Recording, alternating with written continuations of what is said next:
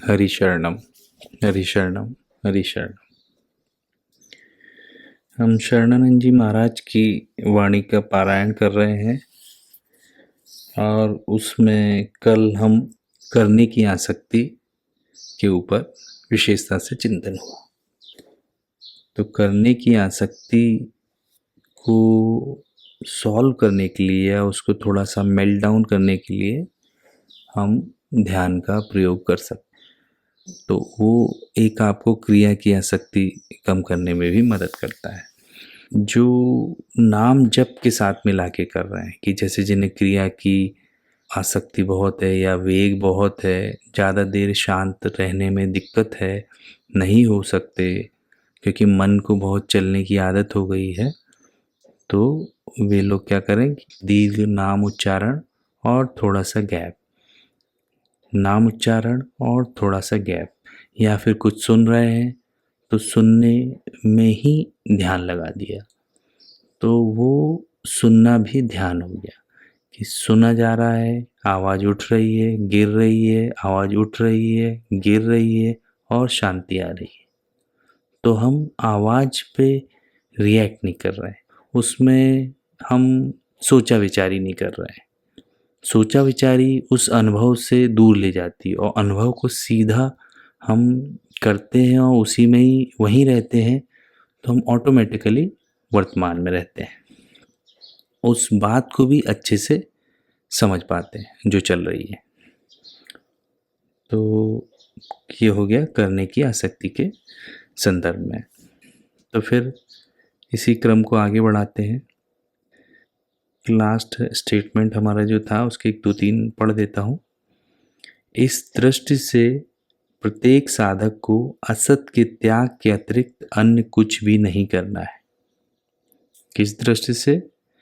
कि अकर्तव्य का अंत करने के लिए साधक को असत का त्याग सदा के लिए विश्राम से अभिन्न कर देता है। ठीक है, तो सत के संग से साधन स्वतः होने लगते हैं। करने का अंत प्रिय है, करना प्रिय नहीं है। करने की आसक्ति रहते हुए साधक यह रहस्य नहीं जान सकता।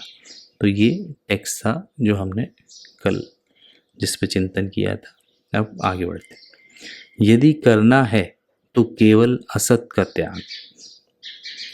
जो स्वतः होने लगता है वह समष्टि शक्तियों के अधीन है। तो यदि करना है तो केवल असत का त्याग। तो ये तो हमने पहले भी सोचा है, विचारा है इस पे कि हमारे हिस्से का कर्तव्य केवल अपनी भूल को पहचान के उसे छोड़ना ही है, अपनी बुराई को समझ के पहचान के उसे छोड़ना ही है, वही हमारे हिस्से का कर्तव्य है। और जो स्वतः होने लगता है वह समष्टि शक्तियों के अधीन है। मतलब इसके बाद जो साधन होता है, जो सद्गुणों का प्रागट्य होता है या हमारे जीवन में जो बदलाव होते हैं, वो समष्टि शक्तियों के अधीन है। मतलब उसमें हम कुछ जोर नहीं लगा सकते। हमारा कर्तापन वहाँ किसी काम का नहीं है कि हम सोचे कि हम कर रहे हैं, नहीं, वो होता है और उसे समष्टि शक्तियाँ हर शरीर में अंजाम दे रही हैं। चाहे मेरा हो, आपका हो, किसी का भी हो, जो हो रहा है वो समष्टि शक्तियों से हो रहा है। हम थोप देते हैं अपना कर्तव्य कि हम कर रहे हैं, पर उनके द्वारा ही होता है। तो जो स्वतः होने लगता है उसमें हमारा कोई दखलंदाजी की ज़रूरत नहीं, कोई राग द्वेष की ज़रूरत नहीं, कोई कर्तापन ठोकने की ज़रूरत नहीं। ये सब हमें सावधानी रखनी और ये जानना है कि जो हो रहा है हमारे भीतर से या जो हमारे through energy, emotions, positive emotions, positivity जो कुछ भी फ्लो हो रही है या प्रकट हो रही है, वो सब समष्टि शक्तियों के द्वारा हो रही है। हम कर नहीं रहे, हमसे हो रहा है। तो इससे हमारा कर्ता भाव जो कि गलत है वो नष्ट होता है। कर्ता भाव ही अपने आप में बहुत बड़ी गलती है। तो यदि हम गलतियां छोड़ दें तो जो कुछ अच्छा है वो सब हमसे होने लगता है। और वो होने लगने में कौन मूल में है? समष्टि की शक्ति, प्रकृति। अब आगे जो किया जाता है वह मिली हुई शक्तियों का सदुपयोग है। तो दो बातें हैं यहाँ, एक एक शब्द बड़ा कीमती है और बड़ा ध्यान देने जैसा है कि जो किया जाता है, कि मतलब ऐसा भी नहीं कि हम कुछ कर ही नहीं सकते, कि कुछ तो हमें करने का अधिकार इस जन्म में प्राप्त है। तो वो जो जितनी स्वतंत्रता प्राप्त है हमें करने की, कर्तव्य के क्षेत्र की, वो ही हमारे लिए वैसे देखा जाए सबसे बड़ी मुसीबत है कि उस स्वतंत्रता का ही हमने दुरुपयोग किया है ना, तभी बंधन बन रहा है। कुछ हमारे हाथ में ही नहीं होता, सब कुछ समष्टि की शक्तियों के द्वारा होता तो फिर कोई पाप पुण्य, कोई संस्कार कुसंस्कार का प्रश्न ही नहीं उठता। तो अब कुछ अधिकार क्षेत्र है, वो भी मिला हुआ है कि हमें कुछ काल के लिए, कुछ जीवन के लिए कुछ शक्तियां मिली हैं। तो जो हमें करना है वो क्या है, उसको डिफाइन कर रहे हैं कि जो किया जाता है वह मिली हुई बपौती नहीं, हमेशा नहीं रहेंगी, मिली हुई हैं, किसी विधान के द्वारा, किसी सिस्टम के द्वारा हमें मिली हुई हैं। ये मनुष्य जन्म ही मिला हुआ है, उन मिली हुई शक्तियों का उपयोग है। तो कर्तव्य जो है वो हम अपनी मिली हुई शक्तियों का उपयोग के रूप में करते हैं। अब दुरुपयोग करते हैं कि सदुपयोग करते हैं, ये हमारे विवेक पे, हमारी विजडम पे, और पूरी समझाइश, पूरी शास्त्र और संतों के उपदेश ये इसीलिए हैं कि हम अपनी मिली हुई जो शक्तियां हैं उनका दुरुपयोग नहीं करें। प्रत्येक साधक को प्राप्त विवेक के प्रकाश में जो हमें मिला है, विवेक भी मिला है तो उसका प्रकाश भी है, एक अंडरस्टैंडिंग है। तो जो भी हमें विवेक प्राप्त है, समझ प्राप्त है, उसके प्रकाश में अपने जाने हुए असत का त्याग करना है। वही बात आ गई फिर से, जाने हुए असत का त्याग करते ही अकर्तव्य, असाधन और आसक्तियों का नाश स्वतः हो जाता है। जाने हुए असत का त्याग करते ही अकर्तव्य, असाधन और आसक्तियों का नाश हो जाता है। अकर्तव्य के नाश में कर्तव्य की, असाधन के नाश में साधन की, और आसक्तियों के नाश में प्रेम की अभिव्यक्ति स्वतः होती है। अतः खैर यहाँ रुकते हैं थोड़ा, कि जब हम जाने हुए असत का त्याग कर देते हैं, मतलब अपनी बुराई छोड़ देते हैं, तो अकर्तव्य की, मतलब जो भी हमारी ज़िंदगी में आदतें गलत पड़ गई हैं और जो हमारे कर्म क्षेत्र में जो गड़बड़ी हो रही हैं वो नाश हो जाती हैं। ऐसे ही असाधन, असाधन क्या है यहाँ पे, कि जो भी हमारे बुरे भाव हैं, किसी को बुरा मानते हैं, दोष देखते हैं, द्वेष है, द्रोह है, ईर्ष्या है, स्पर्धा है, किसी को टांग खींचते हैं, किसी का अच्छा देखा नहीं जाता है, अप्रिशिएट करने में भी हमें जोर पड़ता है कोई अच्छा काम, तो ये सब जो हृदय में दोष जमा हो गए हैं, उनका दुष्प्रभाव है, उसको बोलते हैं असाधन। तो जो असाधन हो रहे हैं हमसे, कोई चाहता नहीं, कोई दुख नहीं चाहता, कोई विकार डेवलप नहीं करना चाहता, पर हो रहा है। तो वो जो हो रहे हैं हमसे परवश होके, तो और आसक्तियां हैं कई प्रकार की, जैसे मन से आसक्ति है, शरीर से है, अपने विचारों से है। तो तरह तरह की जो आसक्तियां हैं जिनसे दुर्बलताएं बढ़ गई हैं मन में, शरीर में, व्यवधान आते हैं, डिस्ट्रैक्शंस आते हैं, नेगेटिविटीज़ डेवलप हो गई हैं। कई बार गुस्सा थोड़ा थोड़ा होता रहता है, फिर इकट्ठा हम फटते हैं। तो ऐसे कई प्रकार की मानसिक विकृतियां हो गई हैं, कई प्रकार के रोग भी इनसे धीरे धीरे घर कर लेते हैं। तो ये सब अकर्तव्य, असाधन और आसक्ति, इनका नाश हो जाता है।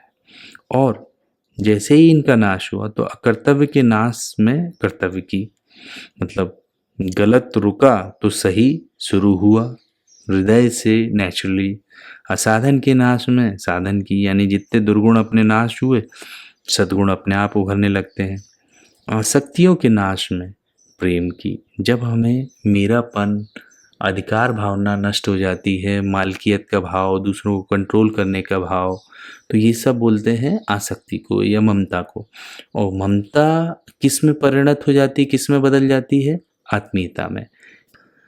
हमारे मन में जो कंट्रोल करने की दूसरों को भावना है या शासन करने की है या अधिकार की, इसको ममता कहते हैं। इसका उल्टा या शुद्ध रूप क्या है कि हम बिलोंगिंगनेस, आत्मीयता, अपनापन, उसमें प्रेम आता है। तो जैसे हम कंट्रोल छोड़ते हैं, बस अपनापन रहता है, अपनी एक्सपेक्टेशंस नहीं लाते हैं, एक स्पेस देते हैं अपने रिलेशनशिप में, या रिलेशनशिप हमारा अपने साथ हो, औरों के साथ हो, या हम जिस भगवान में मानते हो भगवान के साथ मानते हो, गुरु के साथ मानते हो, या कोई और भी श्रद्धेय जो भी आपके जीवन में हो, तो उन पे हम कोई अधिकार नहीं रखते, उनसे कुछ चाहते नहीं, पर उनको बिलोंग करते हैं, उनके हैं हम, अपनापन है।